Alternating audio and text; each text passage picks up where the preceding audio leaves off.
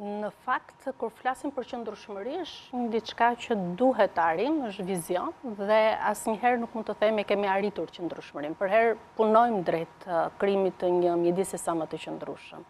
Dhe këtu, kur flasim për mjedis, pastaj në të gjithë sektorët e mjedisit, duke filluar nga cilësia e ajrit, cilësia e ujrave, tokat me erozionin, ndryshimet klimatike dhe me radhë. Dhe në këtë aspekt, Shqipëria është duke punuar që të arrijë disa, le të themi, standarde për një cilësi jetese sa më të mirë.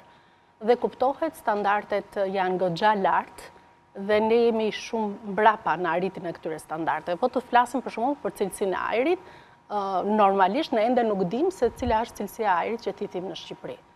Sepse edhe laboratorët që masin cilësinë e ajrit, apo të gjitha ato pikat, stacionet e monitorimit, janë shumë të pakta, janë njëse në 2 qytete, masin indikatorët, një indikator sot, një indikator tjetër në një qytet tjetër, pra nuk kemi as edhe një trend të këtyre të dhënave që të tregojnë njëkohësisht se si është kjo cilësi dhe të merren masa. Dhe nëse nuk kemi të dhëna, nuk bëjmë dot politika për një qëndrueshmëri më të mirë dhe më pas të marrim masa. Dhe në këtë aspekt jemi goxha lart.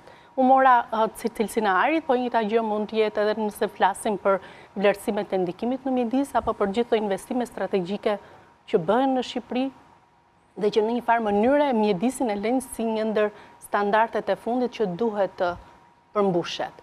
Parë në këtë këndvështrim jemi ende goxha lart.